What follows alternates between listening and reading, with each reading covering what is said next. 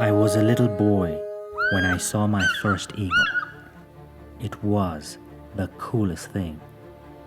I heard the call. I felt a sense of freedom, a sense of wilderness, of hope. It gave me goosebumps. It's the call that symbolizes Africa. It's the call of Africa's most spectacular eagle, the African fish eagle.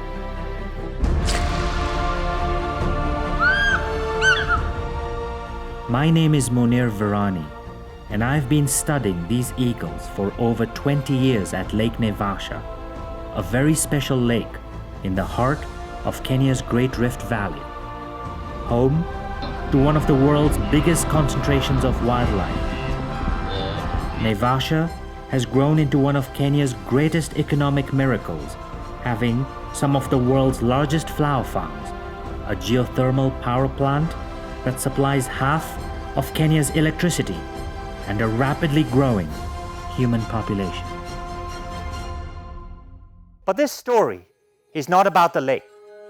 It's about the African fish eagles and how they are coping with the pressures caused by man.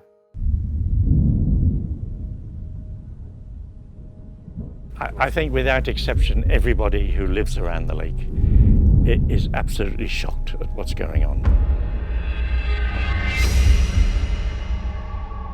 I don't see the future.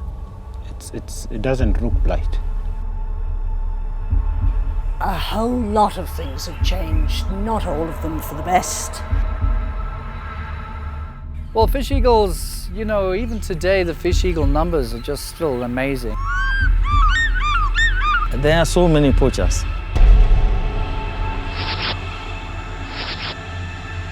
When people realize the effects of what they are consuming, then they will seek alternative fish to consume.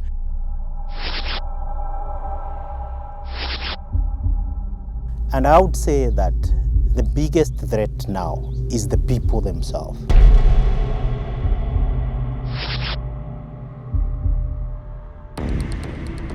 We found DDT as well in all of the samples that were collected and analysed at Lake Naivasha. All those birds have declined by over 75%. There's many Such a point problems that that the these acacia poor wood fish trees eagles have are to now deal The largely with. impact of silent. lead on animals just and don't human have beings those is These young well crayfish, for documented, instance, and it is said that high levels all can the cause bone defects. underwater.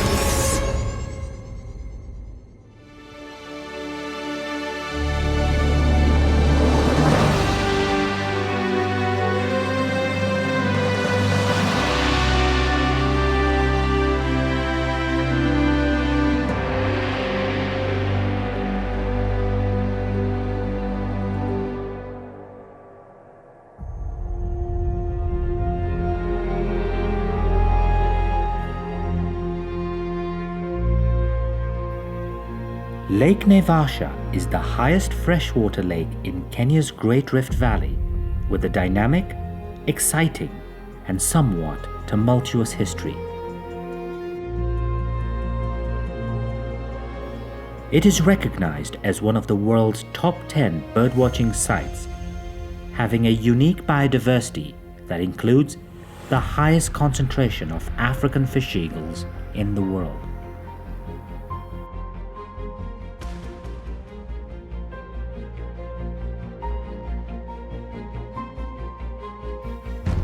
But Lake Naivasha has undergone severe and dramatic environmental, climatic, and human-caused changes over the last 100 years. As a result, there have been corresponding changes in biodiversity, landscape, water levels, and socioeconomics. Despite these pressures, Lake Naivasha has an unshakable resilience that enables it to support an incredible wilderness and a thriving economy.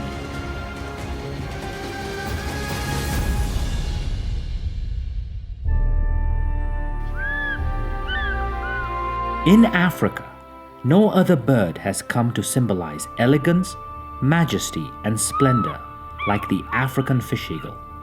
In African mythology, the fish eagle is known as Tai and is traditionally revered as the keeper of the waters, The African fish eagle is the quintessential flagship of African lakes and rivers, and its call is symbolic of the African sunrise.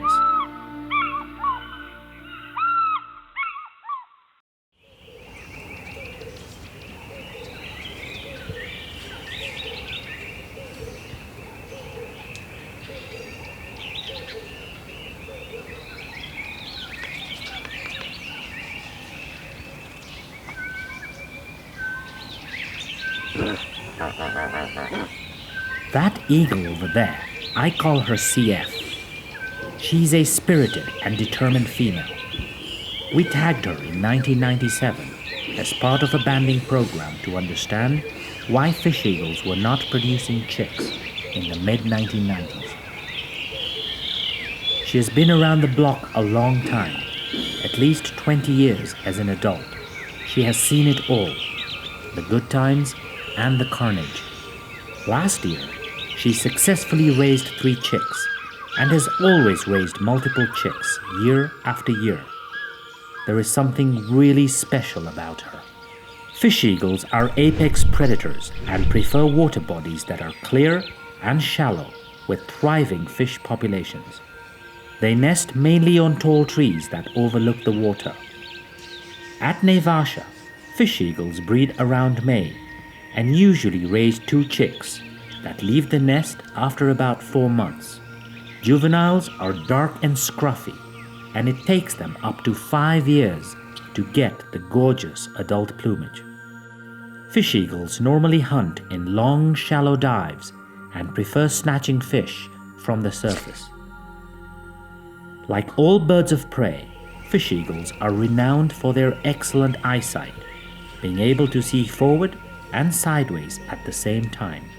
Yeah, I did this experiment once with a group of students further up the lake, and the boat was a good, almost a kilometre away from the shore, and there were a pair of eagles sitting on a perch, about 30 metres high, and we had a small tilapia, about 3 or 4 inches long, small brown fish, same colour as the lake, and I dropped it out of the boat on the other side of the boat so they couldn't see it. As soon as the boat left the scene, they were off the perch and straight at that fish. So their visual acuity is about 8 to 16 times our own. Fish eagles are capable of seeing fish in the water from several hundred feet above, while soaring, gliding, or in flapping flight. This is quite an extraordinary feat, since most fish are countershaded, meaning they are darker on top and much harder to see from above.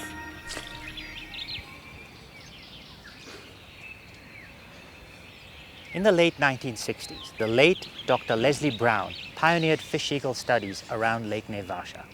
After that, he published his magnificent and classic book, The African Fish Eagle, which paved the way for future biologists and researchers to study this magnificent eagle. I first met Leslie when he was living in Karen, and he had a pair of crowned eagles near his house. And every now and again, he would come to Naivasha to count fish eagles. And a number of people like myself, we were in our early 20s then, 2 or 3 of us would often come with him. And he would take us all out in his boat, and we would count fish eagles. Some of us would stand on the shoreline for an hour or so, and he would go around the lake in his boat, and we would make a count of fish eagles on that particular day. And then we'd all meet up in the evening. We'd camp on the lakeshore. I was with Leslie Brown, who was at that time one of the biggest gurus. So about 1976 or 77 or something, I used to go here on occasion. I do think I sat on the famous boat of his that was parked at Alan and Joan Root's house. And he would like to go out there and pretty much just sort of drink and watch the sunset go down and look at his eagles, his fish eagles. When Leslie Brown did his studies here, he counted over 250 fish eagles around the lake. He also found that there was a very healthy ratio between adults and young birds, suggesting that these birds were doing fantastic around the lake. Understanding why fish eagles were thriving on Lake Naivasha, we need to go back in time to the end of the 19th century. This lake has had a very long history of water fluctuations. In 1884, when the explorer Joseph Thomson walked across Lake Naivasha, this lake was virtually dry, except for a little pond right in the middle of the lake. After just 10 years of when this photo was taken, heavy rains caused a lake water level rise of up to 6 meters, which resulted in the lakeshore expanding by 8 kilometers from the center. They put it in historical context, though. There are pictures here, I think, taken in the 1920s, 1930s, where you look out across what was then hardly anything of a lake, and there were no trees. It was an open plain, so obviously the fish eagles weren't as numerous. Historically, rainfall has been the main driver of the fluctuations in the lake's water levels. In 1925, non-native fish species were introduced in the lake to enhance sport fishing. Tilapia were first put in from nearby Athi River to produce food for the American largemouth bass, introduced later at the suggestion of former US President Theodore Roosevelt, who believed that it would help sport fishing here. By 1945, the lake was at its lowest with a level of only 60 centimeters. And by 1967, Naivasha's lake level came up by 7 vertical meters, spreading over kilometers and transforming it into a paradise for birds and other animals. It was quite unbelievable. It was just as Joseph Thomson said in 1883, that lake is a moving mass of water birds. And that's exactly what it was, particularly in the early 60s. It was a moving mass of wildlife. Water lilies, it had the most stunning scenery. Birds by the thousands, ducks by their thousands, herons, egrets, jacanas were just everywhere. And so it was a birdwatcher's paradise. And people who came here just simply couldn't believe it. It was very, very different from what it is now. The water was absolutely clear. If you went fishing, you could watch the fish following your lure in. The lake was slightly bigger than it is today. The water was much clearer.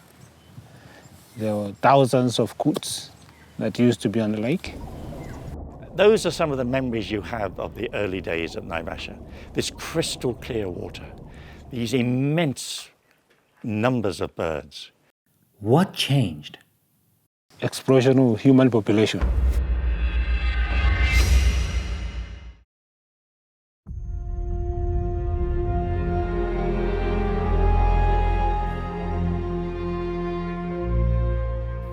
In the early 1980s, Lake Naivasha began to change from the growth of 2 important industries that needed lots of water: horticulture and geothermal energy. One of the biggest extractors of water from Lake Naivasha is Kengen. They need the water for drilling. The old power station uses lake water to cool the turbines. But I don't believe they do anything. They give the lake back anything. Kenya's first geothermal power plant was developed southwest of Lake Naivasha, producing 45 megawatts of energy. Today, geothermal power produces half of Kenya's electricity. At around the same time, Naivasha's horticultural farms also began to take off. One of the people who just actually take water from the lake, they are flower farms. And the horticulture industry started setting up in the early 80s. And by the mid-1980s, you saw the establishment of greenhouses all along the shore of the lake. In those days, they were just taking the water direct from the lake.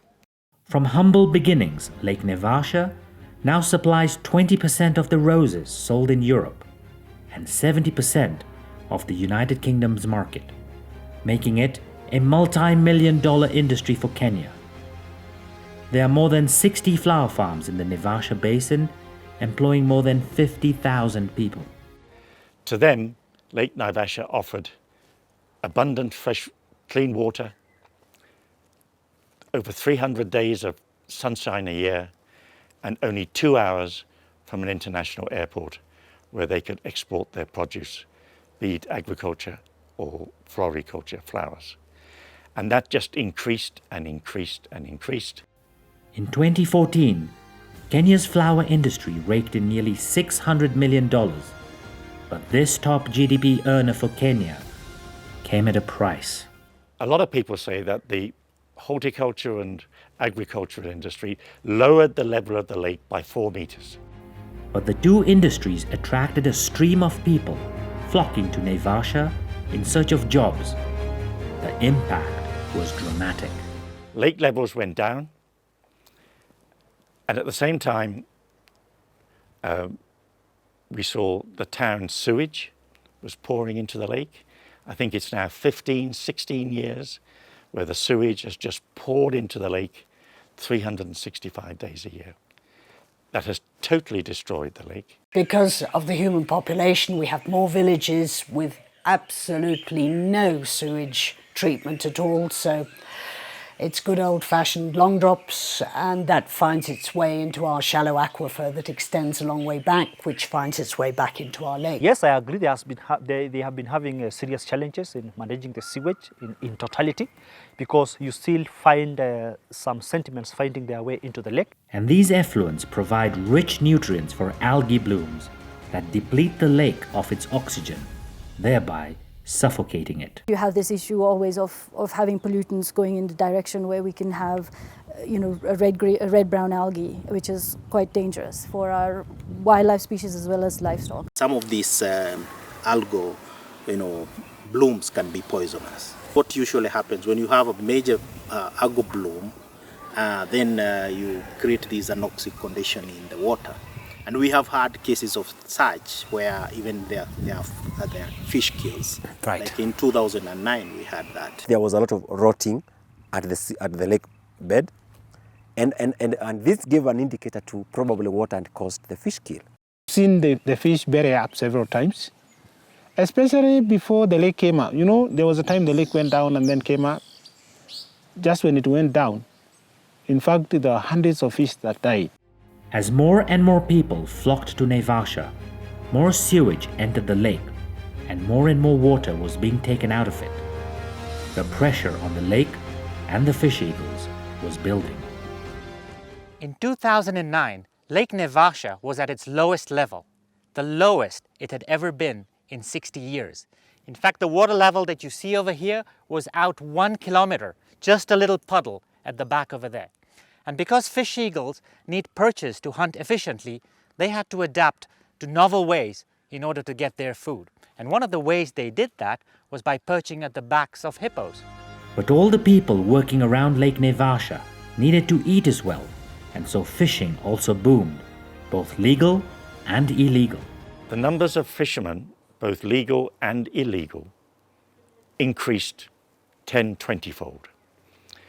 And one of the biggest problems has been the proliferation of nets all over the lake. Overfishing is a problem because we have the overfishing, we have poachers also, and we have seining.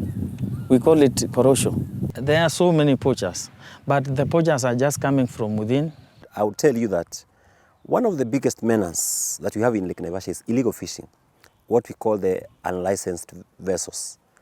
Where illegal, people out there in the bushes, make wooden vessels that do not have any color, and they hide them in the bushes, and they use it for purely illegal fishing.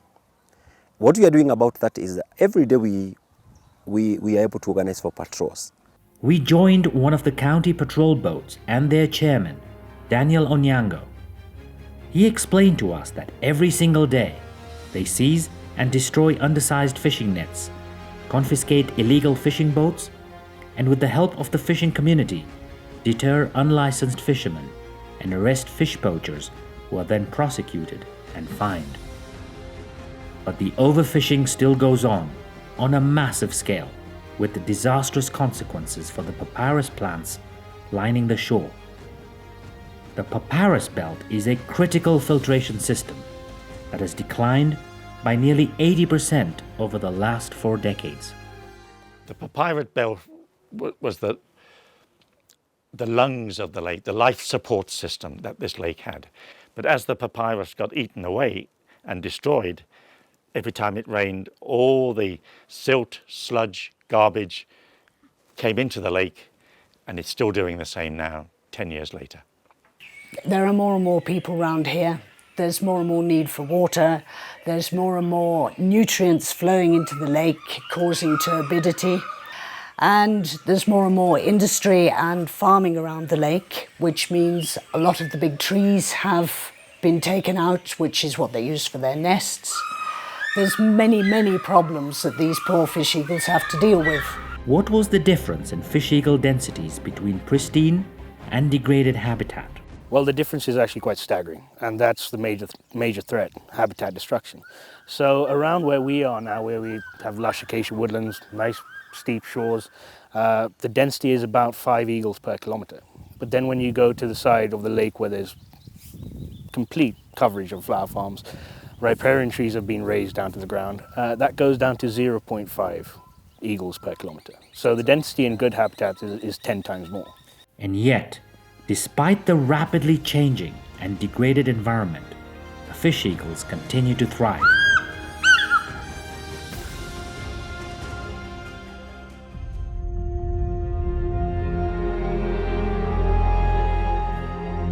Whilst habitat loss affected fish eagle density, one invasive species had already caused havoc on the lake, and the fish eagles were not spared. It's a destructive beast and should be eradicated. If there's any creature that has caused irreparable damage to Lake Naivasha's ecology, then it's this little guy over here. He looks small and he looks harmless. This is the Louisiana crayfish. It was introduced in the early 1970s to enhance the fisheries of the lake, but boy, did they cause havoc. The Louisiana crayfish, for instance, has eaten out all the submerged macrophytes, the underwater greenery.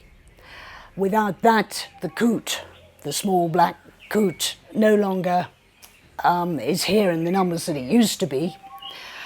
And that means that with the turbidity, the fish eagles can't see the fish. So their next favourite dinner is a nice little coot, and that's pushed off because there's no greenery. And they're actually in trouble, despite the fact there are so many around here. Crayfish has a very good market in China. Chinese people like crayfish. And this year, the county government was trying to engage a few people to export crayfish to China. The combination of an overfished lake with very few water birds meant that the African fish eagles had very little to eat. In 1996, the African fish eagle population at Lake Naivasha had reached its all-time low of 67 individuals. That was a drop of 75% of when Leslie Brown did his studies in the late 1960s. The lake at that time was also completely overfished. The fish eagles were barely sustaining themselves, let alone get into breeding condition. We then started a banding program to understand how these fish eagles were surviving and whether this lake was acting as a dying field for these magnificent eagles. Our banding studies showed us that African fish eagles spent an enormous amount of time fighting one another. And at least 15% of the dead birds that we found were killed by other eagles to maintain their territories that were highly contested. Well, the biggest threat of any species is its own species. If you have a whole load of lions around here, you can bet your boots you're going to be getting a whole load of injured lions from fighting and territorial disputes. And eagles are no different. There's no doubt that there seems to be a huge increase in the number of attacks made on each other. At the moment, have a real problem releasing birds because there are so many birds on this lake, there's no spare territory. And if I were to release a bird now, it'd probably be killed straight away because there's nowhere for it to go.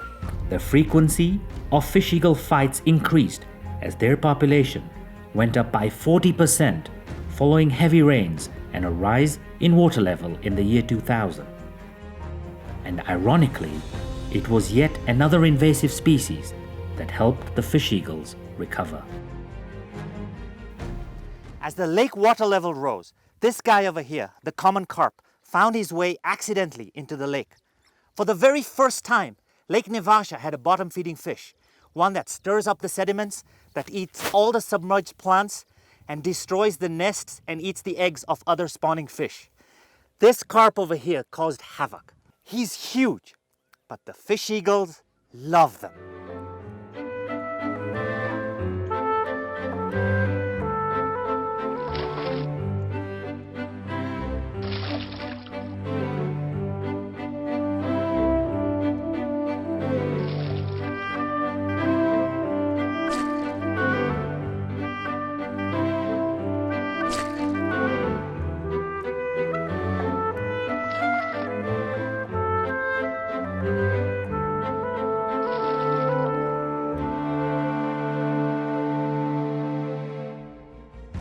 Because the carp are bottom-feeding fish, a number of scientists began to record alarming levels of heavy metals concentrating in the carp. I was looking at the concentrations of cadmium, copper and lead in the surface sediments, water and the mussels of common carp at different sampling points within the lake. The most striking result was that in fish mussels, lead was 100 times higher than what is recommended for consumption. And where did all this lead come from? Many years ago in the 1940s, there was a lead mine above Gilgil, quite a flourishing lead mine.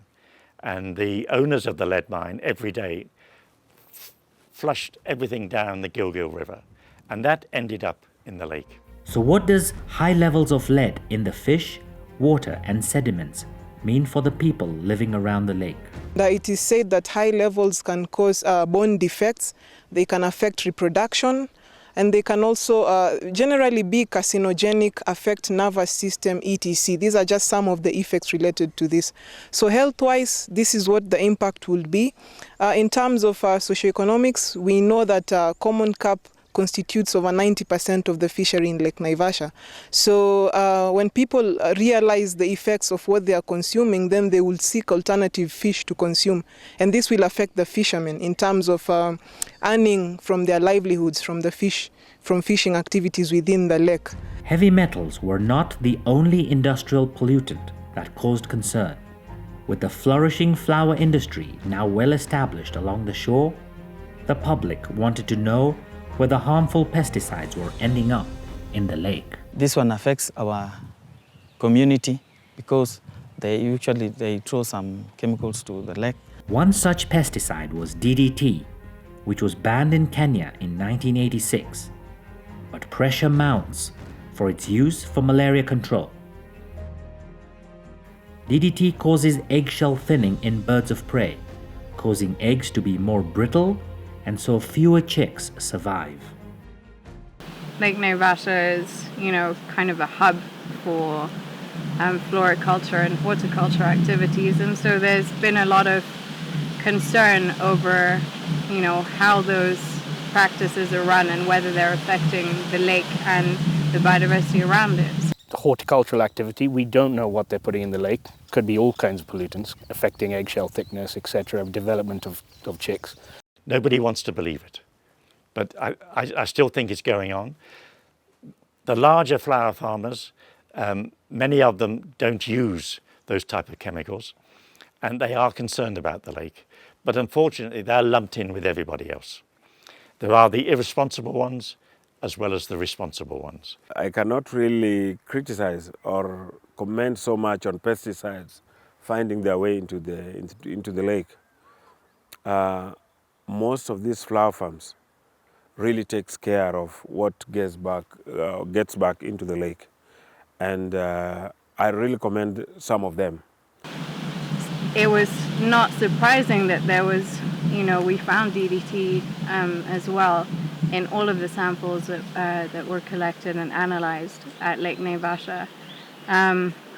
So that could have been because there was still some leakage from somewhere, or someone was still using DDT in the environment, or it could have still been residues left over from past uses. How did these levels of DDT in Masumi's samples compare to what is acceptable by World Health Organization standards? Luckily, the samples that we analyzed of the fish eagle blood was nowhere near what it used to be in terms of causing eggshell thinning and impairing reproductivity. They were very sort of low levels that were found, but I guess the concern is that when you start having lots of these chemicals that are being concentrated in one species over a long time, there could be other, issues manifesting that we wouldn't know until much later. The fact that African fish eagles are regularly producing chicks at Lake Naivasha suggests that organochlorine pesticides such as DDT are not a problem at Lake Naivasha today. But are there still new pesticides in use today that are harming the lake? I know that there have been such concerns over the years, but most of them, like you said when you're asking that question, is that they are unsubstantiated. What happens is that the flower industry is a very visible thing in Naivasha, and as such has become a very good punching bag. Anything that happens, then you can always blame it on this good punching bag that you can hit anytime. But that actually is changing over the years when people and also scientists like yourselves have come and done researches here, and they have found that some of those allegations are not founded at all.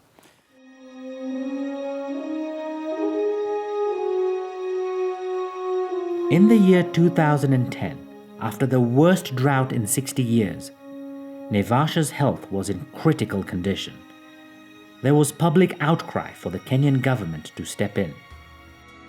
So they launched Project Naivasha, a beacon of hope where everyone for whom the lake mattered got together to ensure the future survival of Lake Naivasha.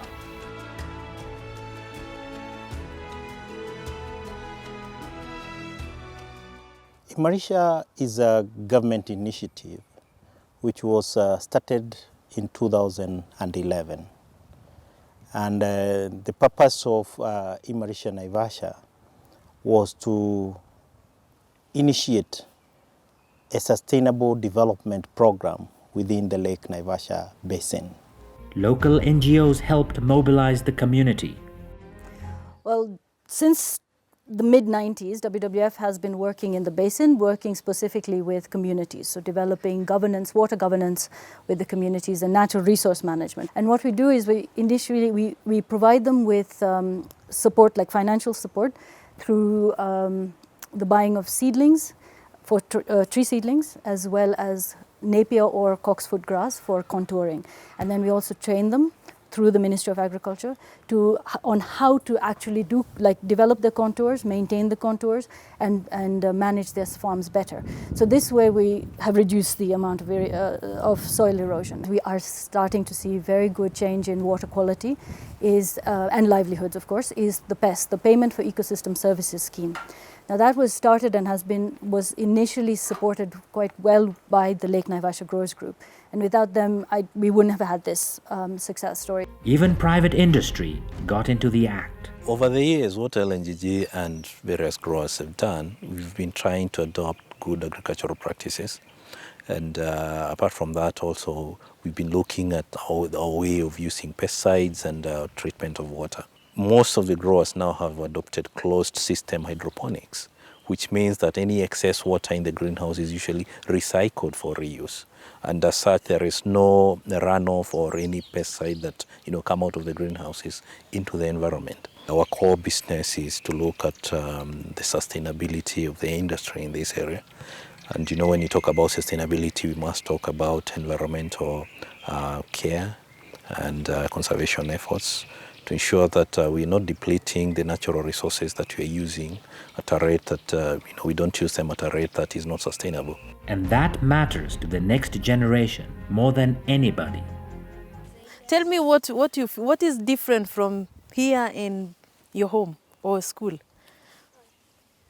this place, there are a lot of animals, wild animals. One of our big success stories is creating conducive environment for learning in schools through eco school projects, whereby environmental clubs in schools try to nurture green patches in their schools, small habitats for birds, small habitats for small animals and insects.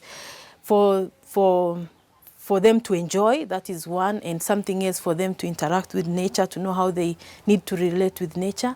And lastly, for their teachers to use the outdoor as a learning tool. Do you feel you're creating future conservationists, future leaders in conservation? Yes, I believe that we are creating future leaders because with the current schooling system, it's whereby children are now being given leadership roles. Usually in schools now there are presidents and there are secretaries and those, and they're able to, children are now exercising their leadership roles in school, which I believe when the transition is progressive enough to high school and universities, there'll be better future leaders who are able to influence decision making and they're able to lobby for their rights. Does the lake have a future? Everybody asks, despite all the pressures, the fish eagles are doing well currently. They've gone through ups and downs. Despite all the pressures of water abstraction, human population growth, industry, the industrial park coming through, the SGR and everything. Does Lake Naivasha have a future? It does need a lot of people who care to fight for it, or we will lose it.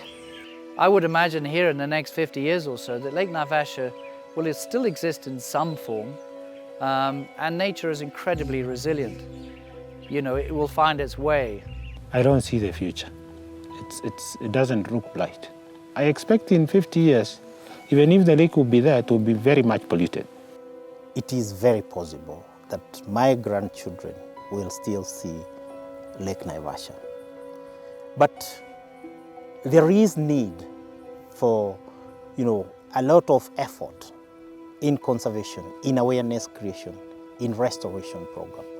The future is very uncertain, I'm afraid.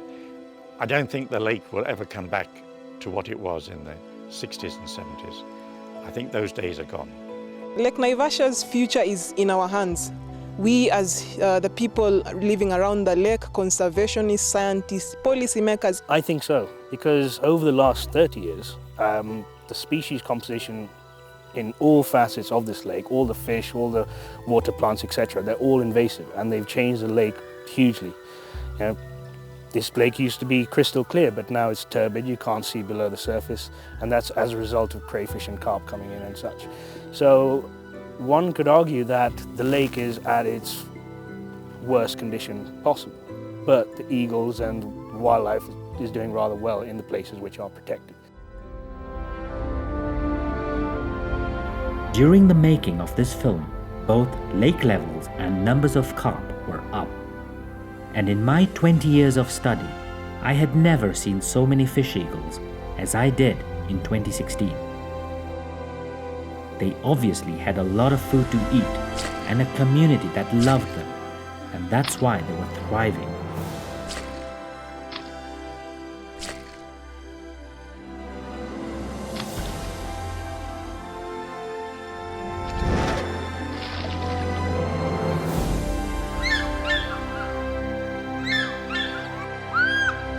So the numbers of eagles have more than doubled to about 240.